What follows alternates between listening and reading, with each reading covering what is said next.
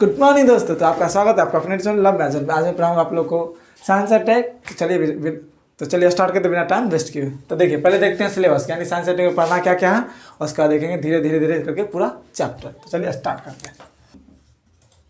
Science and technology, ठीक है। तो देखिए पहले सिलेबस क्या, सिलेबस में पढ़ना है दो चीज़, विकास, ठीक है। जैसे विज्ञान प्रौद्योगिकी का विकास कैसे हुआ,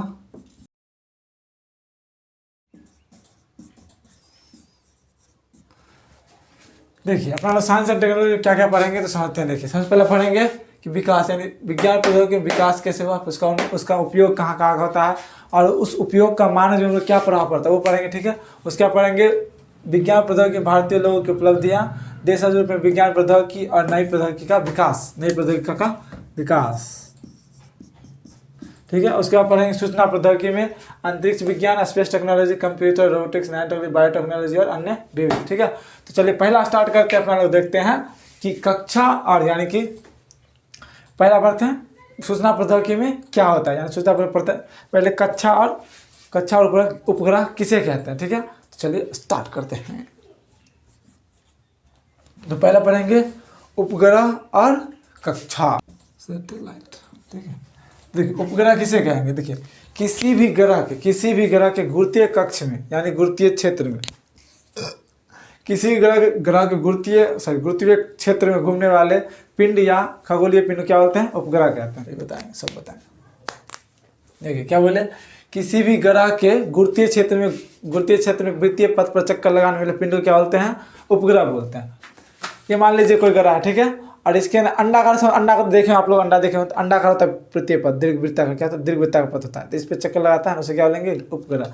आप लोग को फिगर से समझाते हैं, पहले लिखते हैं परिभाषा। देखिए चलिए देखते हैं परिभाषा, देख लिया ऑप्शन देखिए आप। हमें आपका एक जनरल डायग्राम है, ठीक है। यहाँ पे आप कोई भी ग्रह रख दीजिए, कोई भी ग्रह, जैसे आप बृहस्पति ग्रह तो बृहस्पति का उपग्रह हो जाएगा, पृथ्वी तो पृथ्वी का उपग्रह हो जाएगा, यहाँ पे मंगल तो मंगल का ग्रह हो जाएगा, शुक्र तो शुक्र का वैसे तो ग्रह होता है ना, शुक्र और बुध ऐसा ग्रह है जिसका उपग्रह एक भी उपग्रह नहीं है, ठीक है। तो यहाँ पे अगर मान लीजिए हम यहाँ पे मंगल रखते हैं, ठीक, मंगल रखते हैं तो यहाँ पे क्या आ जाएगा, मंगल के दो उपग्रह होते हैं, डाइवोस और फोबोस होता है, डाइवोस और फोबोस, ठीक। हमारे यहाँ पे शनि रखते हैं, शनि का क्या टाइटन है ना, शनि का उपग्रह टाइटन हो जाएगा, ठीक। यानी कि एक्स कोई स्थान है जहाँ पे क्या मान दिए, यहाँ पे कोई ग्रह होगा, ठीक, क्या होगा, ग्रह होगा।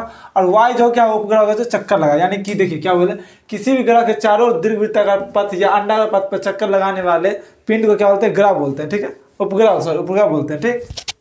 देखिए एक जनरल डायग्राम, ठीक है। यहाँ पर अगर पृथ्वी रख देंगे तो क्या होगा, यहाँ पे चंद्रमा आ जाएगा, चंद्रमा पृथ्वी का एकमात्र उपग्रह है, कौन सा, चंद्रमा, कौन सा, चंद्रमा है, ठीक है।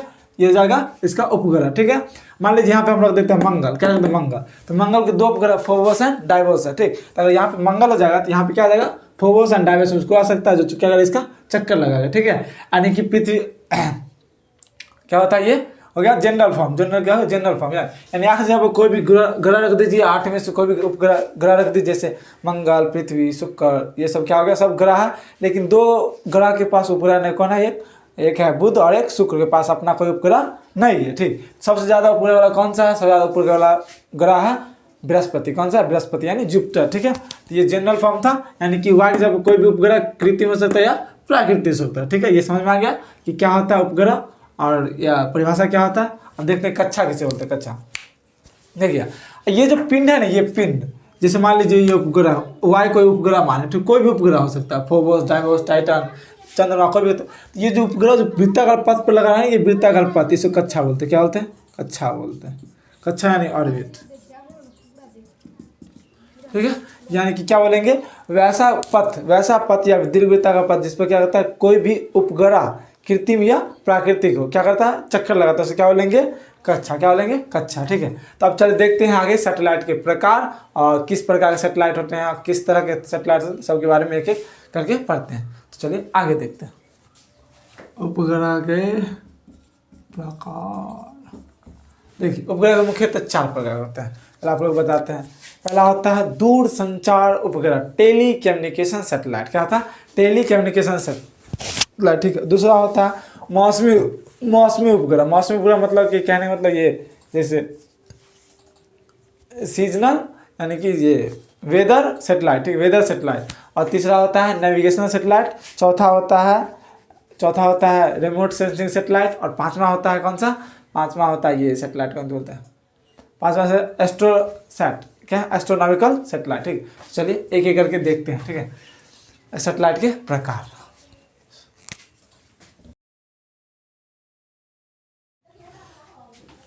देखिए कृत्रिम उपग्रह के प्रकार, कृत्रिम उपग्रह के प्रकार, कृत्रिम उपग्रह कितना होते हैं, 5 प्रकार। कितने प्रकार होते हैं, 5 प्रकार के। देखिए पहले कौन सा होता है, पहले दूरसंचार उपग्रह यानी telecommunication satellite, telecommunication satellite. Telecommunication satellite में 5 प्रकार होते हैं, इनसैट श्रेणी, जीसैट श्रेणी, सीएमएस श्रेणी। ठीक है, और देखिए मौसमी उपग्रह में आते हैं 2 प्रकार, कौन सा होता है, कल्पना सीरीज और कहता है इनसैट श्रेणी, 3D, 3DR, 4D। ठीक है, आपको जब भी दिखा ना कि अगर बोल देंगे 3D क्या, इनसैट 3D मतलब आप समझे कौन सा ये मौसमी उपग्रह, कौन सा मौसमी उपग्रह। ठीक है, आप लोग बोल CMS कौन सा, दूरसंचार उपग्रह। जीसैट श्रेणी, जीसैट का कोई भी हो सकता है, समझे, इसको क्या बोलेंगे, जिसे आप फुल करो तो जियो सिंक्रोनस अथॉरिटी ऑफ टेक्नोलॉजी। ठीक है, ये होता है, इसको डाल लीजिए। दूरसंचार में मुख्यतः 3 प्रकार होते हैं, इनसैट श्रेणी, जीसैट श्रेणी और सीएमएस श्रेणी। ठीक, मौसमी उपग्रह के 2 प्रकार होते हैं, कल्पना सीरीज और इनसैट श्रेणी। ठीक, दूर संवेदन उपग्रह, दूर संवेदन उपग्रह यानी कि रिमोट सेंसिंग सैटेलाइट में कितने प्रकार होते हैं, लगभग 4-5 प्रकार होते हैं। IRS सिरीज, ठीक है, कार्टोसैट, ओशियनसैट, रिसैट, हाईसिस, यूएस। ठीक, 9 परिवहन उपग्रह में एक ही मुख्य प्रकार होते हैं, इनसैट श्रेणी 1A, 1B, 1D।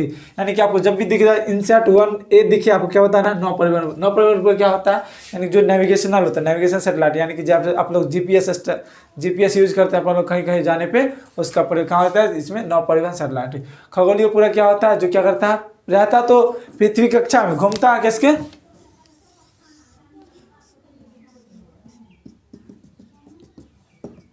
चक्कर तो पृथ्वी का लगाता है, लेकिन जानकारी किसे देता है, ब्रह्मांड के बारे में, तारों के बारे में, उसे क्या बोलेंगे, खगोलीय पिंड, क्या बोलते हैं, एस्ट्रोसैट। भारत का एकमात्र उपग्रह जो है क्या है ना, एस्ट्रोसैट, क्या एस्ट्रोसैट है। ठीक है, तो इसको पूरा अच्छे से नोट डाउन कर लीजिए। आप लोग आज के बाद से आप लोग देखिएगा, जैसे यूएस बोल दे सीरीज, यूएस मतलब कौन सा, रिमोट सेंसिंग सैटेलाइट यानी दूर संवेदन उपग्रह। ठीक, ऐसे आप लोग कार्टोसैट, क्या बोले, कार्टोसैट तो किस प्रकार होगा, रिमोट सेंसिंग सैटेलाइट। बोले इनसैट से, क्या बोले, इनसैट 1B बोलते, इनसैट 1B क्या हो जाएगा बताइए, नौ परिवहन उपग्रह हो जाएगा। ठीक है, यानी जीपीएस उपग्रह वाला जो भी होगा। और मौसम कल्पना सीरीज का जो भी उपग्रह क्या होगा, मौसमी उपग्रह होगा। एस्ट्रोसैट तो एक ही होता है। और आप लोग को बोल दे जीसैट श्रेणी का कौन सा होगा, क्या होगा बताइए आप, टेलीकम्युनिकेशन सैटेलाइट यानी कि दूर संचार उपग्रह। दूर संचार उपग्रह क्या होता है, मतलब जिससे कम्युनिकेशन, जैसे कि आप लोग टेलीविजन देखते हो उसे क्या होता है, टेलीविजन चलता है, रेडियो चलता है, ऐसे क्या दूर संचार उपग्रह होता है। ठीक है, ये आप लोग नोट डाउन कर लीजिए। तो अब आगे बढ़ते हैं, अब पढ़ते हैं, ये तो हो गया इसके प्रकार में। अब पढ़ेंगे थोड़ा सा कक्षा के बारे में, उस कक्षा के बारे में फिर पढ़ेंगे पूरा सा, इसको पूरा एक एक करके पढ़ेंगे। ठीक है, तो तब तक के लिए ओके बाय।